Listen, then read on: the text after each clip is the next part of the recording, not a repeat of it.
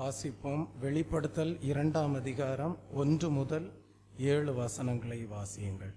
எபேசு சபையின் தூதனுக்கு நீ எழுத வேண்டியது என்னவெனில், 7 நட்சத்திரங்களை தம்முடைய வலது கரத்தில் ஏந்திக் கொண்டு 7 பொன் குத்து விளக்குகளின் மத்தியிலே உலாவிக் கொண்டிருக்கிறவர் சொல்லுகிறதாவது: உன் கிரியைகளையும் உன் பிரயாசத்தையும் உன் பொறுமையையும், நீ பொல்லாதவர்களை சகிக்க கூடாமல் இருக்கிறதையும், அப்போஸ்தலர் அல்லாதவர்கள் தங்களை அப்போஸ்தலர் என்று சொல்லுகிறதை நீ சோதித்து அவர்களை பொய்யர் என்று கண்டறிந்ததையும், நீ சகித்துக் கொண்டிருக்கிறதையும் பொறுமையாய் இருக்கிறதையும், என் நாமத்தின் நிமித்தம் இளைப்படையாமல் பிரயாசப்பட்டதையும் அறிந்திருக்கிறேன். ஆனாலும் நீ ஆதியில் கொண்டிருந்த அன்பை விட்டாய் என்று உன் பேரில் எனக்கு குறை உண்டு. ஆகையால் நீ இன்ன நிலைமையிலிருந்து விழுந்தாய் என்பதை நினைத்து மனம் திரும்பி ஆதியில் செய்த கிரியைகளை செய்வாயாக. இல்லாவிட்டால் நான் சீக்கிரமாய் உன்னிடத்தில் வந்து, நீ மனம் திரும்பாத பட்சத்தில் உன் விளக்கு தண்டை அதனிடத்தில் நின்று நீக்கிவிடுவேன். நான் வெறுக்கிற நிக்கோலாய் மதஸ்தரின் கிரியைகளை நீயும் வெறுக்கிறாய். இது உன்னிடத்தில் உண்டு. ஆவியானவர் சபைகளுக்கு சொல்லுகிறதை காதுள்ளவன் கேட்க கடவன். ஜெயங்கொள்ளுகிறவனவனோ அவனுக்கு தேவனுடைய பரதீசின் மத்தியில் இருக்கிற ஜீவ விருட்சத்தின் கனியை புசிக்க கொடுப்பேன் என்றெழுது. கர்த்தருடைய நாமத்திற்கு மகிமை உண்டாவதாக. கடந்த வாரத்திலே நாம் எபேசு சபைக்கு தேவ ஆவியானவர் வெளிப்படுத்தின தூதை குறித்து சில சத்தியங்களை நாம் தேவ சமூகத்திலே தியானித்தோம். கர்த்தருடைய நாமத்திற்கு மகிமை உண்டாவதாக. அதை தொடர்ந்து இந்த நாளிலே எபேசு சபையிலே காணப்பட்ட குறை என்ன என்பதை குறித்து நாம் இந்த நாளிலே தியானிக்க கடமைப்பட்டிருக்கிறோம்.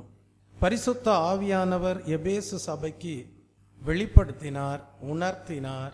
எபேசு சபையிலே காணப்படுகிற குறைகளை குறித்து அவர் உணர்த்தி காட்டுவதை நாம் வேதத்திலே படிக்கிறோம். அதை வெளிப்படுத்தல் 2ஆம் அதிகாரம் 4ஆம் வசனத்திலே நாம் படிக்கிறோம். ஆனாலும் நீ ஆதியில் கொண்டிருந்த அன்பை விட்டாய் என்று உன் பேரில் எனக்கு குறை உண்டு என்று சொல்லுகிறார். அப்படியானால் எபேசு சபையாரின் குறை என்னவென்றால், அவர்கள் தங்கள் ஆதி அன்பை விட்டுவிட்டதாக காணப்படுகிறது. ஆதி அன்பை விட்டுவிட்டதுதான் எபேசு சபையாரிடத்தில் காணப்பட்ட குறையாக காணப்பட்டது. அதை பரிசுத்த ஆவியானவர் எபேசு சபையின் தூதனுக்கு எழுதும்போது குறிப்பிடுகிறார். கர்த்தருடைய நாமத்திற்கு மகிமை உண்டாவதாக. முன்பு ஒரு காலத்தில் நீங்கள் எந்தவித தகுதியும் அற்ற பரிதபிக்கப்படத்தக்க பாவிகளாக தான் காணப்பட்டீர்கள். ஆனால் கர்த்தர் என்ன செய்தார் என்றால் ரட்சித்தார். கர்த்தர் உங்களை ரட்சித்த போது உங்களுக்கு அந்நாட்களிலே உண்டாயிருந்த இருதயம் எப்படிப்பட்டது என்றால், கர்த்தருக்காக எதையும் செய்யக்கூடிய மனப்பூர்வமான இருதயம் உங்களிலே ஆதியிலே காணப்பட்டது. Price the Lord. பாவத்திலே ஜீவித்தீர்கள், சாபத்திலே காணப்பட்டீர்கள். தேவன் உங்களுடைய வாழ்க்கையை கண்டபோது இவர்கள் இன்ன விதத்தில் தகுதியுடையவர்களாய் இருக்கிறார்கள் என்று சொல்லும்படியாக ஒன்றும் உங்கள் வாழ்க்கையிலே காணப்படவில்லை என்றால் கர்த்தர் என்ன செய்தார்? உங்களை ரட்சித்தார். அந்த உணர்வு உங்களுக்குள்ளே என்ன உண்டாக்கினது என்றால், கர்த்தருக்காக எதையும் மனப்பூர்வமாக செய்யும்படியான இருதயம் ஆதி நாட்களிலே, ரட்சிக்கப்பட்ட நாட்களிலே உங்களுக்கு உண்டாயிருந்தது என்றால், கர்த்தர் இந்நாளிலே கேட்கக்கூடிய கேள்வி என்னவென்றால், அந்த மனப்பூர்வமாக கர்த்தருக்கு எதையும் செய்யக்கூடிய இருதயத்தோடு ரட்சிக்கப்பட்ட ஆதி நாட்களிலே காணப்பட்டீர்களே, அந்த இருதயம் இந்நாட்களிலே உங்களிலே காணப்படுகிறதா? எபேசு சபையை கர்த்தர் கண்டபோது சொல்கிறார், அந்த மனப்பூர்வமான இருதயத்தை, ஆதி அன்பை அவர்கள் விட்டுவிட்டவர்களாகவே காணப்பட்டார்கள். கர்த்தருடைய நாமத்திற்கு மகிமை உண்டாவதாக. அப்படியானால் ஒரு சபையிலே காணப்படுகிற ஒரு விசுவாசி தேவனை நேசிப்பதை காட்டிலும், ஒரு சபையிலே காணப்படுகிற தேவனுக்கு ஊழியம் செய்கிற ஊழியக்காரர் மிகவும் அதிகமாக தேவனை நேசிக்கக்கூடியவனாக காணப்படுகிறான். எப்படி ஒரு தேவனுடைய ஊழியக்காரன் தேவனை அதிகமாக ஒரு சபையில் இருக்கக்கூடிய விசுவாசியை காட்டிலும் நேசிக்கிறான் என்றால் அவனுடைய அறிக்கை என்னவாய் இருக்கிறது என்றால், தேவன் தனக்கு எல்லாவற்றிற்கும் போதுமானவராய் இருக்கிறார் என்று உணரக்கூடியவனாய் இருக்கிறான். கர்த்தருடைய நாமத்திற்கு மகிமை உண்டாவதாக. எல்லாவற்றிற்கும் நான் ஆராதிக்கிற தேவன் எனக்கு போதுமானவராய் இருக்கிறார் என்கிற அந்த உணர்வு தான் சபையில் இருக்கக்கூடிய விசுவாசியை காட்டிலும் சபையில் இருக்கக்கூடிய தேவனுடைய ஊழியக்காரர் தேவனை நேசித்து ஜீவிக்கக்கூடிய அனுபவமாய் இருக்கிறது. கர்த்தருடைய நாமத்திற்கு மகிமை உண்டாவதாக. நீங்கள் மோசேயை குறித்து எபிரேயருக்கு எழுதின புஸ்தகம் 11ஆம் அதிகாரம் 25 26 வசனங்களை வாசித்து பாருங்கள்.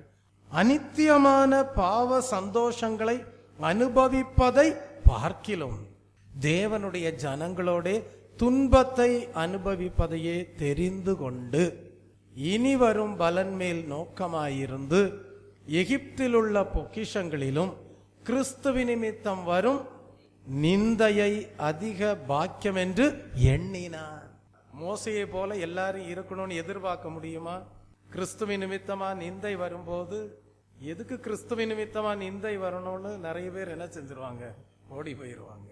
ஆனா இங்க கர்த்தர் சொல்லுகிறார், மோசையினுடைய வாழ்க்கையை பார் என்று சொல்லுகிறார். அவன் என்ன செய்தானா, அநித்தியமான பாவ சந்தோஷங்களை அனுபவிப்பதை பார்க்கிலும் தேவனுடைய ஜனங்களுடைய துன்பத்தை அனுபவிப்பதையே தெரிந்து கொண்டான் என்று படிக்கிறோம். Price the Lord. எகிப்தில் உள்ள பொக்கிஷங்களிலும் கிறிஸ்துவ நிமித்தம் வரும் நிந்தையை அதிக பாக்கியம் என்று எண்ணினான் என்று படிக்கிறோம். இனி வரும் பலன் மேல் நோக்கமாயிருந்தான் என்று படிக்கிறோம். இந்த மோசேயுடைய வாழ்க்கையிலே உண்டாயிருந்த அனுபவம் இந்த வசனங்கள் மூலமாக வெளிப்படுத்தப்பட்டிருக்கிறது. இது எதற்கு அடையாளமாக காணப்படுகிறது என்றால், ஆதி அன்பில் நிலைத்திருப்பதின் சில அடையாளங்களாக காணப்படுகிறது. கர்த்தருடைய நாமத்திற்கு மகிமை உண்டாவதாக. இந்த வசனங்கள் எல்லாம் உங்கள் இருதயத்தில் இருந்தால் எந்த மாம்சீக வல்லமைகளும் உங்களை வஞ்சிக்க முடியாது, பிசாசு உங்களை ஏமாற்ற முடியாது. காரணம், உங்கள் இருதயத்திலே ஆதி அன்பு பாதுகாக்கப்பட்டிருக்கும். கர்த்தருடைய நாமத்திற்கு மகிமை உண்டாவதாக. அப்படியானால் முதல் அனுபவமாக பரிசுத்த ஆவியானவர் உங்களுக்கு வெளிப்படுத்துகிற சத்தியம் என்னவென்றால், ஆதி அன்பு என்று சொல்லும் போது ரட்சிக்கப்பட்ட நாட்களிலே மனப்பூர்வமாக கர்த்தருக்கு எதையும் செய்யும்படியான ஒரு உணர்வுள்ள இருதயத்தோடு காணப்பட்டீர்களே, அதுதான் ஆதியிலே கொண்ட அன்பாக காணப்படுகிறது. அந்த ஆதி அன்பை இழப்பது என்று சொல்லுவது அந்த உணர்வை இழப்பது, அந்த ஆதி அன்பில் இருந்து விட்டு விலகுவதற்கு ஏதுவாக காணப்பட்ட அனுபவமாக காணப்படுகிறது. அதைதான் எபேசு சபையை பார்த்து கர்த்தர் சொன்னார், ஆதியில் கொண்டிருந்த அன்பை விட்டாய், அந்த உணர்வை இழந்து போனாய். கர்த்தருடைய நாமத்திற்கு மகிமை உண்டாவதாக. Price the Lord. அப்படியானால் பலரும் பல சிந்தைகளோடு நோக்கங்களோடு ஓடுகிறவர்களாய் இருக்கிறார்கள் என்றால், அந்த சிந்தனைகளை அந்த உணர்வுகளை எல்லாவற்றையும் தேவன் அறிகிறவராய் இருக்கிறார். அந்த ஆதி அன்போடு மனப்பூர்வமாக கர்த்தருக்காக எதையாவது நான் செய்ய வேண்டும் என்கிற இருதயத்தோடு யார் காணப்படுகிறார்களோ அவர்கள்தான் ஆதியில் கொண்டிருந்த அன்பை பாதுகாத்து கொண்டவர்களாக, கர்த்தருக்காக செயல்படுகிறவர்களாக, கர்த்தருக்காக ஓடுகிறவர்களாக காணப்படுவார்கள். அவர்கள்தான் வேதத்தை அதிகமாக ஆராய்ந்து பார்த்து கிறிஸ்துவை குறித்த அறிவிலே வளர்ந்து தேறினவர்களாக, வெற்றியுள்ள ஜீவியம் செய்கிறவர்களாக காணப்படுவார்கள்.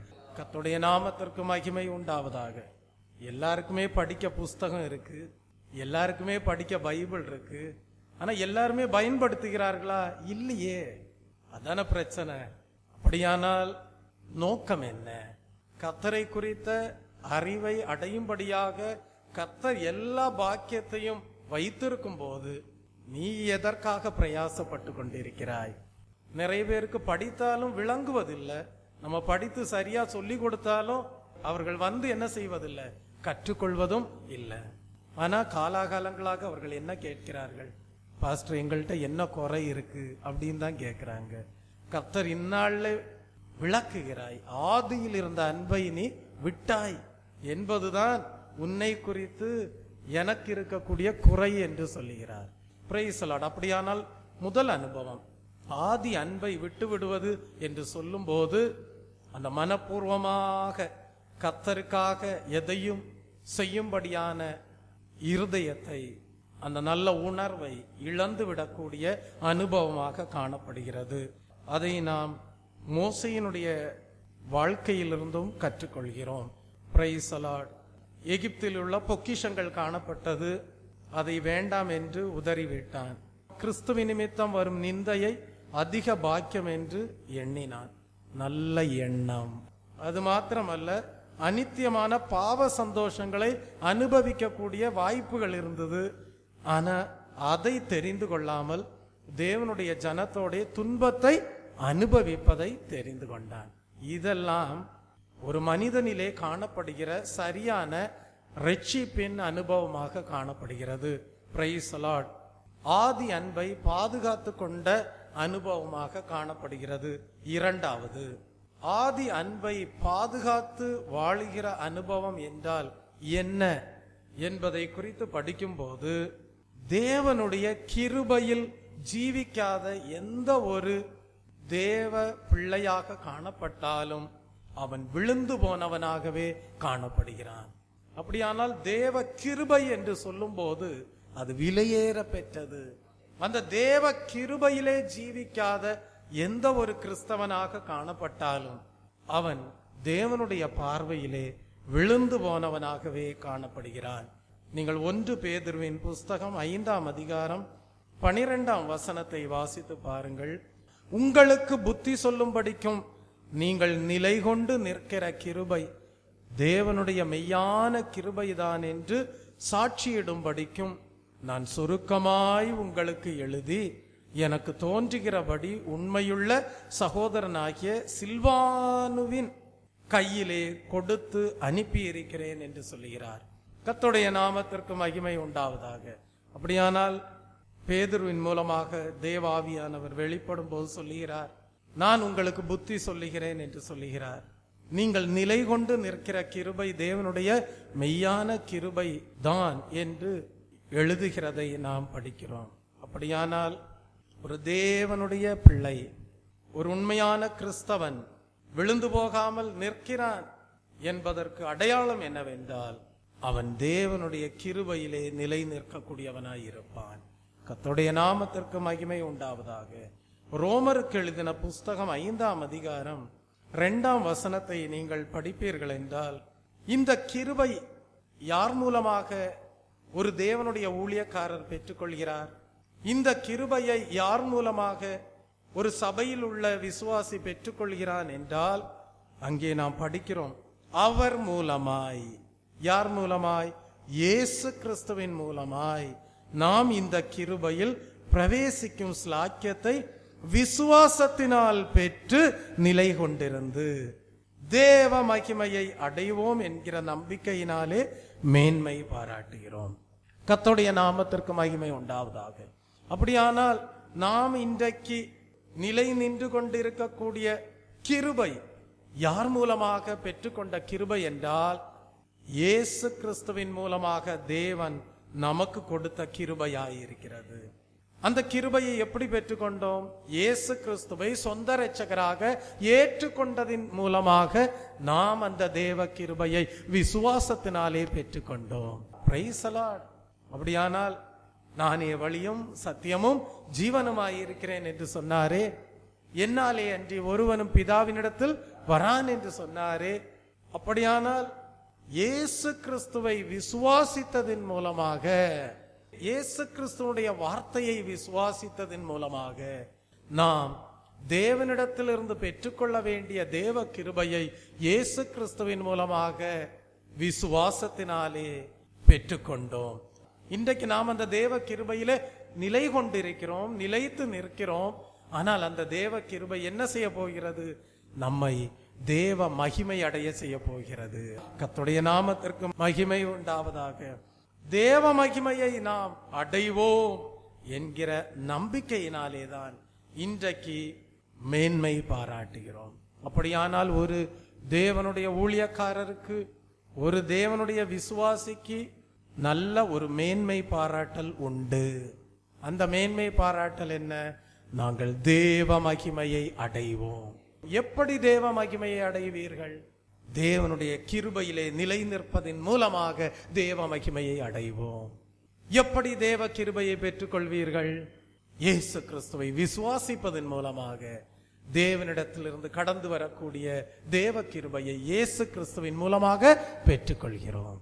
கர்த்தருடைய நாமத்திற்கு மகிமை உண்டாவதாக. பாருங்கள், சரியான விசுவாசம் உங்களுக்குள்ளே தேவ கிருபையை பெற்றுக்கொள்ள செய்து அந்த தேவ கிருபையினாலே தேவ மகிமையை அடைய செய்யக்கூடியவராயிருக்கிறார். கர்த்தருடைய நாமத்திற்கு மகிமை உண்டாவதாக. அப்ப எந்த ஒரு தேவ பிள்ளையானாலும் அந்த தேவ கிருபையிலே நிலை கொள்ளாமல் போவானே ஆனால் அவன் ஆதி அன்பை இழந்தவனாக காணப்படுகிறான். கர்த்தருடைய நாமத்திற்கு மகிமை உண்டாவதாக. ஆகவேதான் நாம் பாடுகிறோம், கிருபையால் நாம் நிலை நிற்கிறோம் என்று. தேவனிடத்திலிருந்து இயேசு கிறிஸ்துவின் மூலமாக விசுவாசத்தினாலே பெற்றுக்கொள்கிற தேவ கிருபையை எந்த ஒரு கிறிஸ்தவன் இழந்து போவானோ அவன் கிருபையிலே நிலை நிற்கிறவனாக இராமல் விழுந்து போனவனாகவே காணப்படுவான். அப்படியானால் இன்றைக்கு நம்மை தாங்குகிறது எது என்றால் தேவனுடைய கிருபைதான். கர்த்தருடைய நாமத்திற்கு மகிமை உண்டாவதாக. இந்த தேவ கிருபையிலே நிலை நிற்கிற ஒரு அனுபவம் எதை வெளிப்படுத்துகிறது என்றால் ஆதி அன்பிலே நாம் நிலை கொண்டிருக்கிறோம் என்பதை வெளிப்படுத்தக்கூடியதாய் இருக்கிறது. கர்த்தருடைய நாமத்திற்கு மகிமை உண்டாவதாக. முதலாவது சொன்னேன், மனப்பூர்வமாய் கர்த்தருக்கு எதையும் செய்யக்கூடிய இருதயத்தை, உணர்வை இழந்து போகாமல் ஜீவிப்போமே ஆனால் ஆதி அன்பை இழந்து போகாதவர்களாக காணப்படுவோம். இரண்டாவது சொன்னேன், சரியான விசுவாசத்தினாலே தேவனிடத்திலிருந்து வருகிற தேவ கிருபையை இயேசு கிறிஸ்துவின் மூலமாக நாம் பெற்று அந்த தேவ கிருபையிலே நிலை கொண்டு இருப்போமே ஆனால் நாம் ஆதி அன்பிலே நிலைத்திருக்கிறவர்களாயிருப்போம். அந்த தேவ கிருபையிலே நிலைத்து நிற்க கூடாதபடி தேவ கிருபையை இழந்திருப்போமே ஆனால் விழுந்து போனவர்களாயிருப்போம். தேவ மகிமையை அடைய முடியாது. மூன்றாவதாக, ஆதி அன்பிலே நிலைத்திருக்கிறோம் என்பதை எதனால் அறிந்து கொள்ளலாம் என்று நாம் படிக்கும் போது ஜீவனில் ஆளுகை செய்யக்கூடிய ஒரு அனுபவம் இருக்கிறது. ஜீவனை அடைந்து அந்த ஜீவனில் ஆளுகை செய்யக்கூடிய ஒரு அனுபவம் உண்டாகியிருக்கிறது. அந்த அனுபவத்தை யார் இழந்து போகாமல் ஜீவிக்கிறார்களோ அவர்கள்தான் ஆதி அன்பிலே நிலைத்திருக்கக்கூடியவர்களாக காணப்படுவார்கள். கர்த்தருடைய நாமத்திற்கு மகிமை உண்டாவதாக. ரோமர் 5:17 வாசித்து பாருங்கள்.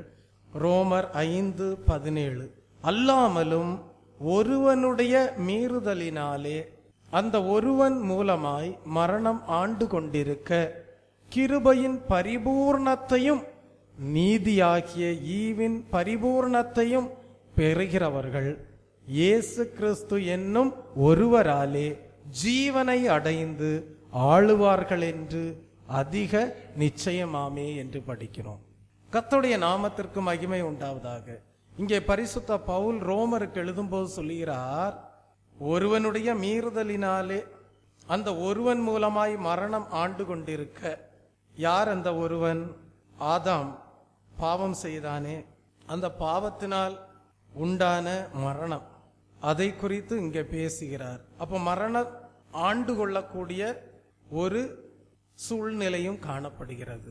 பாவம், பாவத்தினால் உண்டான சாபம், பாவத்தின் சம்பளம் மரணம். அப்ப மரணத்திற்கு பயப்படுகிறவர்கள் யார்? யாரை மரணம் ஆண்டு கொண்டிருக்கிறது?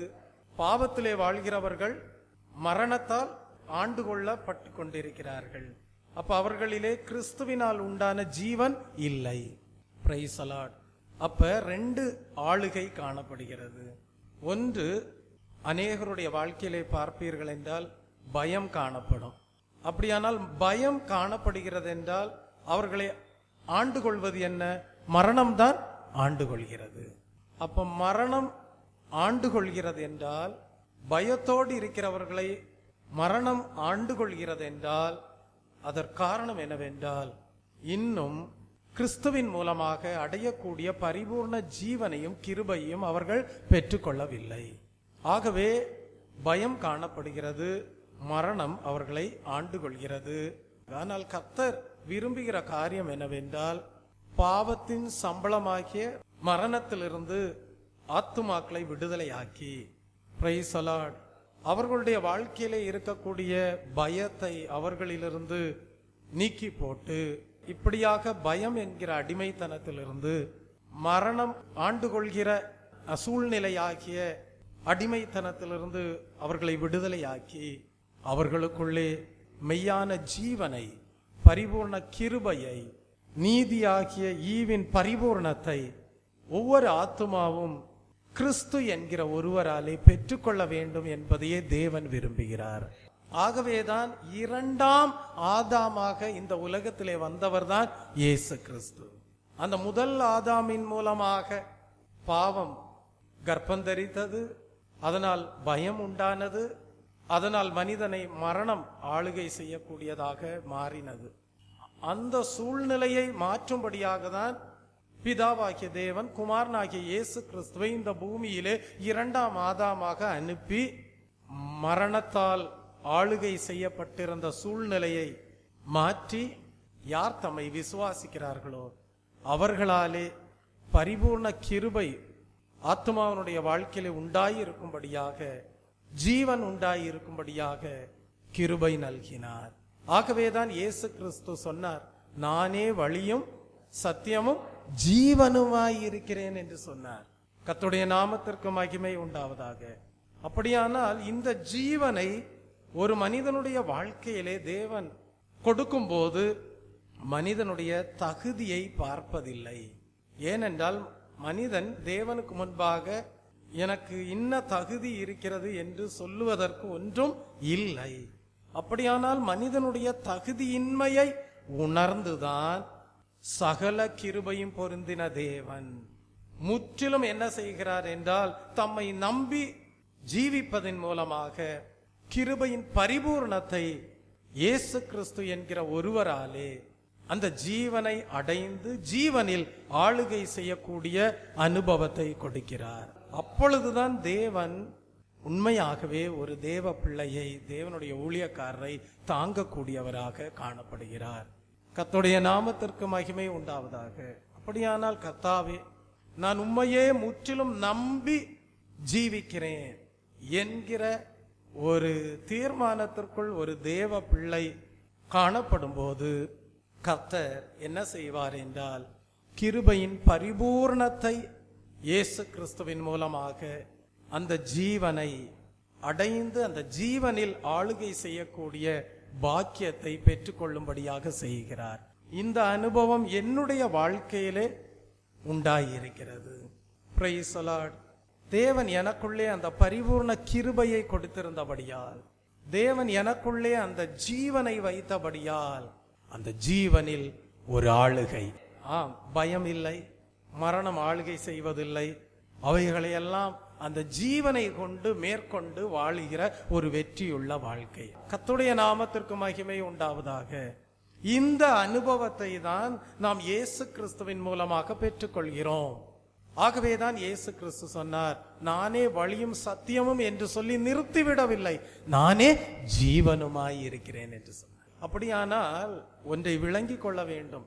தேவன் பரலோக ராஜ்யத்திலே நித்திய காலமாக நம்மை வாழ செய்யக்கூடியவராய் இருக்கிறார். நம்முடைய ஜீவியத்தை மறுரூபப்படுத்தி ஒரு மறுரூபமாகுதலின் சரீரத்தோடு நித்தியத்திலே ஜீவிக்க வைக்கக்கூடியவராய் இருக்கிறார். ஆனால் அநேகர் என்ன நினைக்கிறார்கள் என்றால், அந்த நித்திய வாழ்க்கை சரீர மரணத்திற்கு பிறகு பரலோக ராஜ்யத்திலே துவங்குகிறது என்றுதான் அநேகர் எண்ணுகிறார்கள்.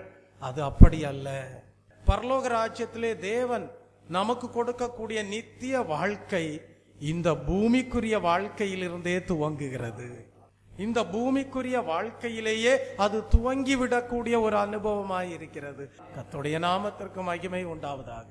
நாம் இந்த பூமியிலே ஜீவிக்கிற நாட்களிலே தானே எல்லா பிசாசின் வல்லமைகளையும் அந்த ஜீவனை கொண்டு பிசாசின் வல்லமைகளுக்கு அடிமைப்படாமல் அவைகளை மேற்கொண்டு நாம் என்ன செய்கிறோம்? ஒரு ஜெயாளிகளாக, வெற்றியுள்ள ஆவிக்குரிய ஜீவியம் செய்கிறவர்களாக, பரிபூர்ண தேவ கிருபையை பெற்றுக் கொண்டவர்களாக நாம் வாழ்ந்து அதே அனுபவத்தை எங்கே தொடர போகிறோம் என்றால் பரலோக ராஜ்யத்திலே நித்திய காலமாக ஜீவிக்கிறவர்கள் என்பதை விளங்க செய்யக்கூடியவர்களாய் இருக்கிறோம்.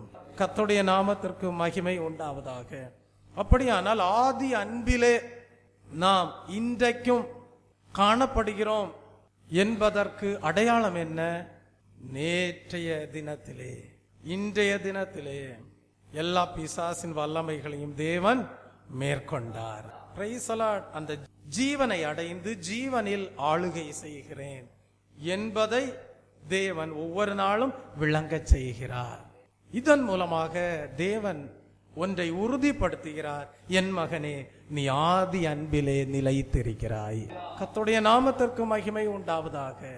நான் ஊழியத்துக்கு வந்த நாட்கள்ல நினைத்ததுண்டு, எல்லாரும் சேர்ந்து எல்லா சாத்தானின் வல்லமைகளையும் நமக்கு நேராக திருப்பி விட்டு விட்டார்களே என்று நினைத்ததுண்டு. எவ்வளவு பேர் ஊழியம் செய்யறாங்க, அவர்களுக்கு நேராக எல்லா சாத்தானுடைய வல்லமைகளும் போயிருந்திருக்கலாமே. நம்ம ஊழியத்துக்கு வந்த போது நமக்கு நேராக ஏன் எல்லா பிசாசின் வல்லமைகளும் எல்லா சாத்தானின் வல்லமைகளும் ஏன் நமக்கு நேராக வந்தது என்று எண்ணினது உண்டு என்றால் கர்த்தர் உணர்த்தினார். என் மகனே, உனக்குள்ளாக பரிபூர்ண கிருபையை வைத்திருக்கிறேன். உனக்குள்ளாக என்னுடைய ஜீவன் காணப்படுகிறது. ஜீவனிலே ஆளுகை செய்யக்கூடியவனாயிருக்கிறாய். ஆகவேதான் உனக்கு விரோதமாக வருகிற இந்த எல்லா பிசாசின் வல்லமைகளையும் நீ மேற்கொள்வாய். ஆகவேதான் கர்த்தர் சொன்னார், உனக்கு விரோதமாக எழும்புகிற எந்த ஆயுதமும் வாய்க்காதே போகும். கர்த்தருடைய நாமத்திற்கு மகிமை உண்டாவதாக. இது ஆதி அன்பிலே நிலைத்து நிற்கக்கூடிய அனுபவமாக காணப்படுகிறது.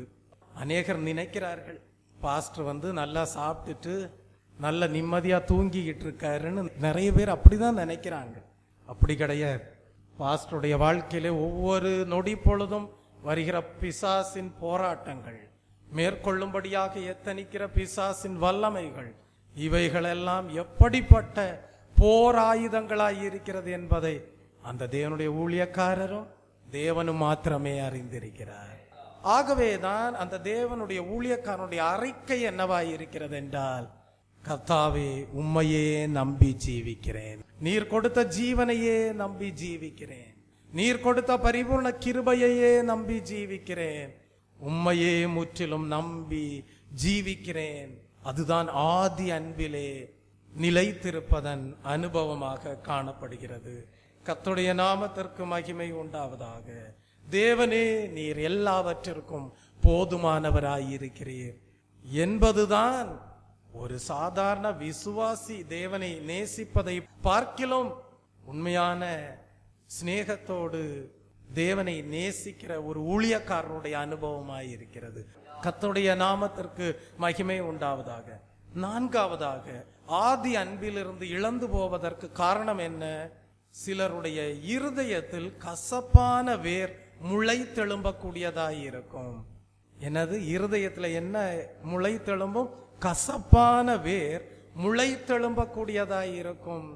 அப்படியானால் அந்த கசப்பான வேர் இருதயத்திலே முளைத்தெழும்ப எந்த ஒரு தேவனுடைய ஊழியக்காரர், எந்த ஒரு தேவனுடைய பிள்ளை இடம் கொடுக்கிறாரோ அவர்கள் கிருபையிலிருந்து விழுந்து விடுவார்கள். நீங்கள் எபிரேயர் 12ஆம் அதிகாரம் 15ஆம் வசனத்தை வாசித்து பாருங்கள். ஒருவனும் தேவனுடைய கிருபையை இழந்து போகாதபடிக்கும் யாதொரு கசப்பான வேர் முளைத்தெழும்பி கலக்கம் உண்டாக்குகிறதுனால் அநேகர் தீட்டுப்படாதபடிக்கும் என்று படிக்கிறோம். Price the Lord. கீழே படிக்கிறோம், ஒருவனும் வேசி கள்ளனாகவும் ஒருவேளை போஜனத்திற்காக தன் சேஷ்ட புத்திர பாகத்தை விற்று போட்ட ஏசாவை போல சீர்கெட்டவனாக இராதபடிக்கும் எச்சரிக்கையாயிருங்கள். அப்ப இப்படிப்பட்ட காரியங்களை எல்லாம் தேவ ஜனங்களுக்கு முன்பாக பிசாசானவன் கொண்டு வருவதற்கு காரணம் என்ன தெரியுமா? தேவ கிருபையை இழக்க வைக்கும்படியாக தான். உள்ளான நோக்கம் என்ன தெரியுமா? உங்களிலே இருக்கக்கூடிய தேவ கிருபையை இழக்க வைக்க வேண்டும். அதுதான் பிசாசின் நோக்கமாய் இருக்கிறது. Price the Lord. தேவ கிருபையிலிருந்து உங்களை விழ வைக்க வேண்டும். ஆதி அன்பிலிருந்து உங்களை விழ வைக்க வேண்டும். இன்னும் உங்களிலே ஜீவன் உண்டாயிருக்கிறதா என்பதை பரிசோதித்து பார்க்க வேண்டும். அதுதான் பிசாசனுடைய நோக்கமாயிருக்கிறது. ஆகவேதான் அவன் தேவ ஜனங்களின் மத்தியிலே எதை கொண்டு வருகிறான் என்றால், பாவ காரியங்களை கொண்டு வந்து அதனால் உங்களை தேவ கிருபையிலிருந்து விழ வைத்து விட முடியுமா என்பதுதான் அவனுடைய நோக்கமாய் இருக்கிறது. ஆனால் கர்த்தர் சொல்லுகிறார், என்ன சொல்லுகிறார் என்றால், ஒருவனும் தேவனுடைய கிருபையை இழந்து போகாதபடிக்கும் யாதொரு கசப்பான வேர் முளைத்தெழும்பி கலக்கம் உண்டாக்குகிறதுனால் அநேகர் தீட்டுப்படாதபடிக்கும் எச்சரிக்கையாயிருங்கள் என்று சொல்லுகிறார். Price the Lord. அப்படியானால் ஒரு தேவனுடைய பிள்ளை, ஒரு தேவனுடைய ஊழியக்காரர் தேவனுடைய கிருபையை என்ன செய்து விடக்கூடாது? இழந்து போக கூடாது. காரணம், அந்த கிருபையை நீ சரியான விசுவாசத்தினாலே பிரயாசப்பட்டு இயேசு கிறிஸ்துவின் மூலமாக தேவ மகிமையை அடையும்படியாக பெற்றிருக்கிறாய். அதை நீ இழந்து போகாதே.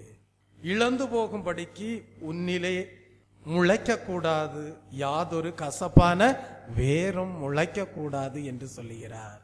அப்ப இந்த கசப்பான வேர் முளைக்கிறது என்றால் அது தேவனுடைய கிருபையை இழந்து போக வைக்கக்கூடியதாக காணப்படுகிறது. அப்ப ஏன் இங்க கசப்பானது என்கிற ஒரு வார்த்தையை குறிப்பிடுகிறார் என்றால், கசப்பானது என்று சொல்லும் போது வெளியே அந்த கசப்பை என்ன செய்ய முடியாது? பார்க்க முடியாது. ஆகவேதான் அது வேருக்கு ஒப்பிட்டு சொல்லப்பட்டிருக்கிறது. அப்ப இந்த கசப்பானது வெளியே தெரியாது, ஆனா எங்க இருக்கும்? உள்ள மறைந்து இருக்கும். அதுதான் கசப்பு. அந்த கசப்பு எதோடு ஒப்பிட்டு சொல்லப்பட்டிருக்கு? வேருக்கு ஒப்பிட்டு சொல்லப்பட்டிருக்கிறது. காரணம் என்ன? வேறு நிலத்துக்கு அடியில மறைந்து காணப்படும். அதுபோலதான் கசப்பானதும் வெளியே காணப்பட முடியாதபடி மறைந்து காணப்படக்கூடியதாய் இருக்கிறது. அதனால்தான் கர்த்தர் சொல்கிறார், நீ உன் இருதயத்தை ஒவ்வொரு நாளும் ஆராய்ந்து பார் என்கிறார். ஆராய்ந்து பார்த்து அப்படிப்பட்ட கசப்பான வேறு உனக்குள்ளே மறைந்து காணப்படுமேயானால் அதை கண்டுபிடி. முதலாவது கண்டுபிடித்து உன்னுடைய ஜீவியத்திலிருந்து அதை அகற்றிவிடு என்கிறார். கர்த்தருடைய நாமத்திற்கு மகிமை உண்டாவதாக. அப்படி அகற்றி போடாது காணப்படுவாயானால் அந்த கசப்பான வேர் மறைந்திருந்து என்ன செய்யும் என்றால், உன்னிலிருந்து தேவ கிருபையை எடுத்து போடும்.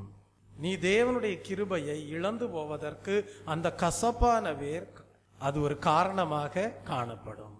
நீ வெளியே கேட்டுக்கொண்டிருப்பாய், எனக்கு என்ன குறை, நான் என்ன பண்ணினேன், நான் என்ன செய்தேன் என்று கேட்டுக்கொண்டிருப்பாய். ஆனால் உனக்குள்ளே என்ன காணப்படும்? கசப்பான வேர் காணப்படும். அது உனக்குள்ளே மறைந்திருப்பதை நீ உன்னை ஆராய்ந்து பார்த்து அதை அகற்றி போடாது காணப்பட்டிருப்பாய். ஆகவே நீ எதை இழந்து போனாய்? தேவ கிருபையை இழந்து போனாய். அதுக்கு பிறகு என்ன நடக்கும்? ஒரு மனிதன் சொல்லுவான் அங்கேன்னு சொல்லுவான், நீ அங்க போவ. இன்னொரு மனிதன் சொல்லுவான், நீ அங்க போனுவா, அங்க போவ. ஏன்னுவா ஏன்னு சொல்லுவ, பீன்னா பீன்னுவ, சீனா சீனுவ. 4 திசையிலையும் என்ன செஞ்சுக்கிட்டு இருப்ப? அலைஞ்சுக்கிட்டே இருப்ப. மனிதனுடைய வழி நடத்துதல், தேவ ஆவியானவருடைய வழி நடத்துதல் காணப்பட, தேவ கிருபை இருக்க. அந்த மனிதன் கைவிடும் போது இவர்களுடைய ஊழியமும் முடிஞ்சு போகும். அதனாலதான் இந்த ஆளுகை ஜீவனிலே ஆளுகை செய்கிற அனுபவம். இந்த ஊழியம் ஒரு மனிதனால் செயல்படுத்துகிற ஊழியம் அல்ல. இந்த ஊழியம் ஒரு கனமான ஊழியம். இந்த ஊழியம் தேவனிடத்திலிருந்து பூர்ண கிருபையை பெற்றுக்கொண்டு ஜீவனை பெற்றுக்கொண்டு ஜீவனில் ஆளுகை செய்கிற ஒரு ஊழியத்தின் அனுபவமாய் இருக்கிறது. கர்த்தருடைய நாமத்திற்கு மகிமை உண்டாவதாக.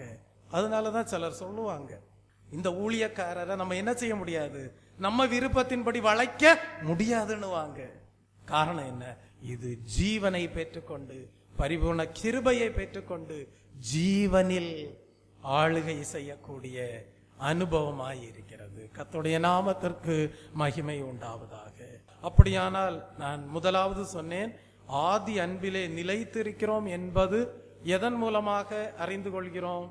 ரட்சிக்கப்பட்ட நாட்களிலே மனப்பூர்வமான இருதயத்தோடு எதையும் கர்த்தருக்காக செய்யும்படியான உணர்வோடு காணப்பட்டோமே, அதுதான் ஆதி அன்பிலே நிலைத்திருக்கக்கூடிய அனுபவமாயிருக்கிறது என்று சொன்னேன். அதற்கு திருஷ்டாந்தமாக மோசேயினுடைய வாழ்க்கையை ஒப்பிட்டு காட்டினேன். எபிரேயர் 11:25-26 படித்தோம். இரண்டாவது, ஆதி அன்பிலே நிலைத்திருக்கிறோம் என்பதை எதன் மூலமாக நாம் அறிந்து கொள்ளலாம் என்றால், கர்த்தருடைய கிருபையிலே நிலைத்து நிற்பதின் மூலமாக ஆதி அன்பிலே காணப்படுகிறோம் என்பதை நாம் விளங்கிக் கொள்ளலாம். இந்த கிருபையை குறித்து நாம் படித்தோம். எப்படி இந்த தேவ கிருபையை நாம் பெற்றுக்கொள்கிறோம்? இயேசு கிறிஸ்துனுடைய வார்த்தைகளை விசுவாசித்து தேவனிடத்திலிருந்து பெற்றுக்கொள்ள வேண்டிய கிருபையை இயேசு கிறிஸ்துவின் மூலமாக பெற்றுக்கொள்கிறோம். எதற்காக இந்த தேவ கிருபையை பெற்றுக்கொள்கிறோம்? நாம் தேவ மகிமை அடைய போகிறோம். கர்த்தருடைய நாமத்திற்கு மகிமை உண்டாவதாக.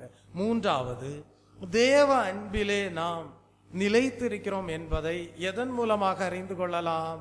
நம்முடைய தகுதியை பார்த்து தேவன் தம்முடைய பூர்ணமான கிருபையை நம்முடைய வாழ்க்கையிலே கொடுக்கவில்லை.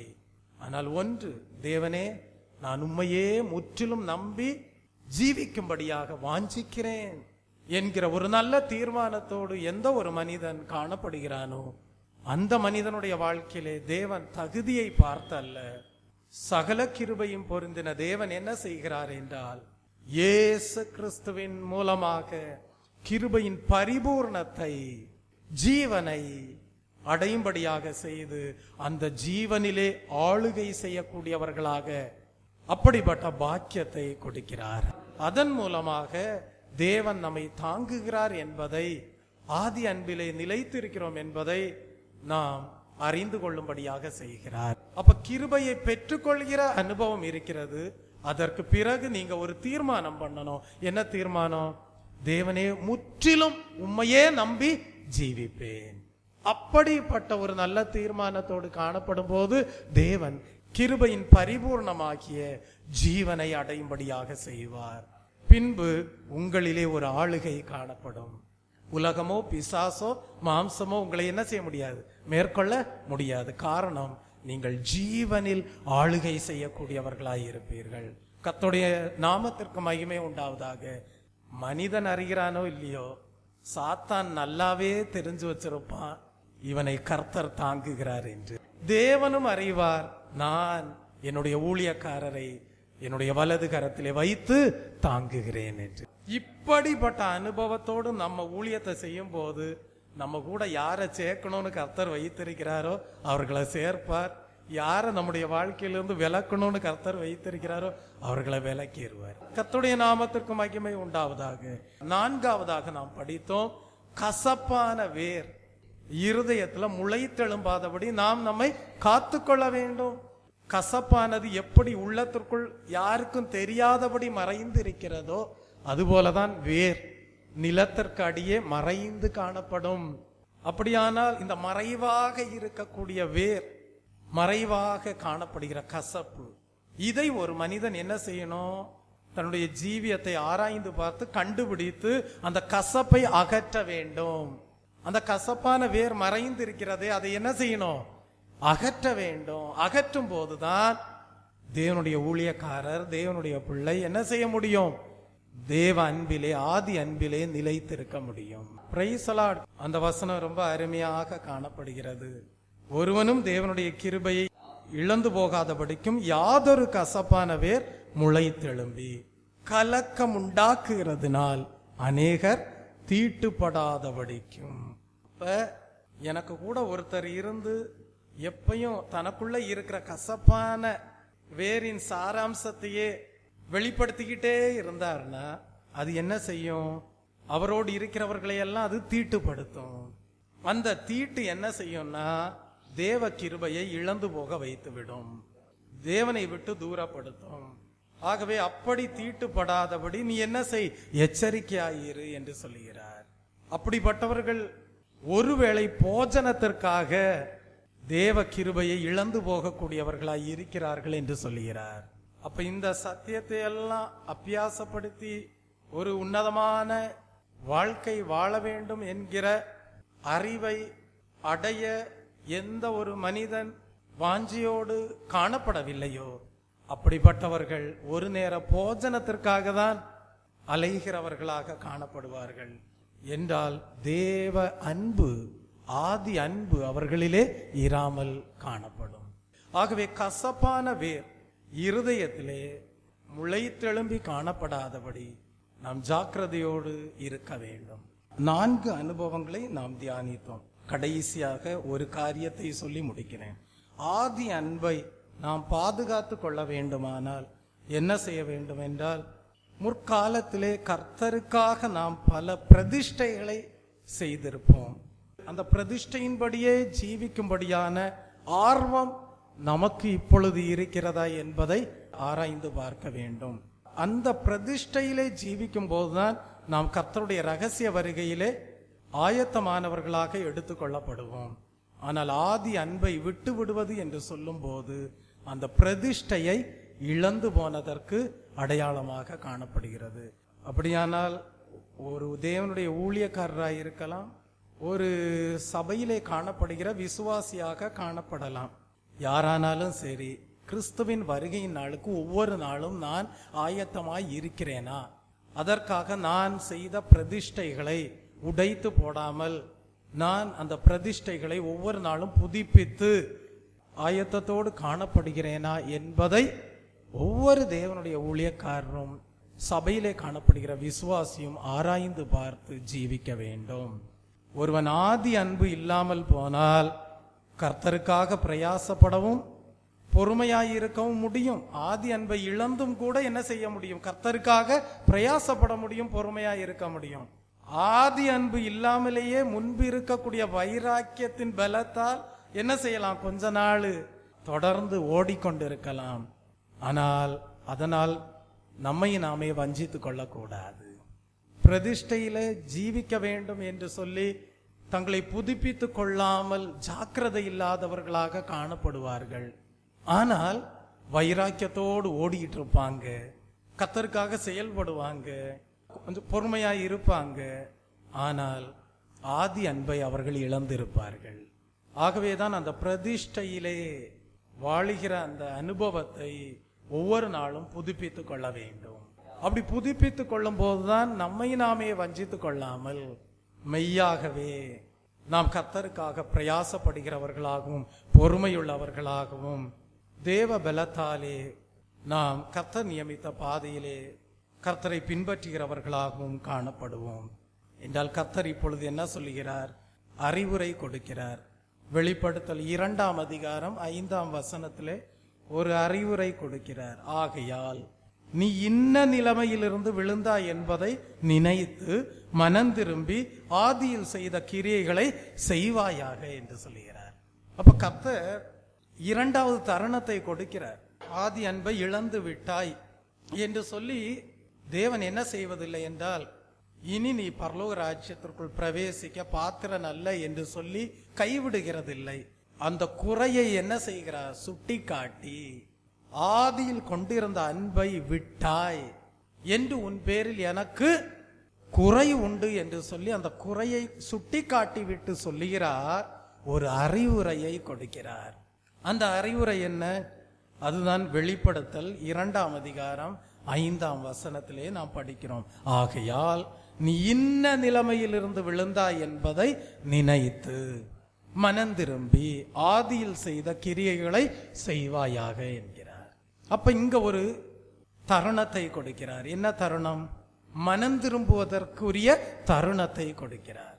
இன்றைக்கு நம்ம சில விசுவாசிகள் பின்மாற்றம் அடைந்து போவதை காணும் போது நம்ம மறுபடியும் தருணம் கொடுப்பதற்கு காரணம் இதுதான். கர்த்தர் ஒரே அடியா என்ன செய்வதில்லைன்னா, அந்த கிருபையின் காலம் முடிவதற்கு முன்பாக யாரையும் என்ன செய்வதில்லை, வெறுத்து தள்ளுவதும் இல்லை. அவர்களுக்கு மறுபடியும் மனம் திரும்பும்படியான தருணத்தை கொடுக்கிறார். என்ன சொல்லுகிறார்? நீ இன்ன நிலைமையிலிருந்து விழுந்தாய் என்பதை, என்ன ஸ்தானத்தை தேவன் உனக்கு கொடுத்தார், எந்த ஸ்தானத்திலிருந்து நீ விழுந்தாய், எதனால் விழுந்தாய் என்பதை நீ என்ன செய், நினைத்து மனம் திரும்பி ஆதியில் செய்த கிரியைகளை செய்வாயாக என்கிறார். அப்ப கர்த்தர் ஒரு அறிவுரையை கொடுக்கிறார்.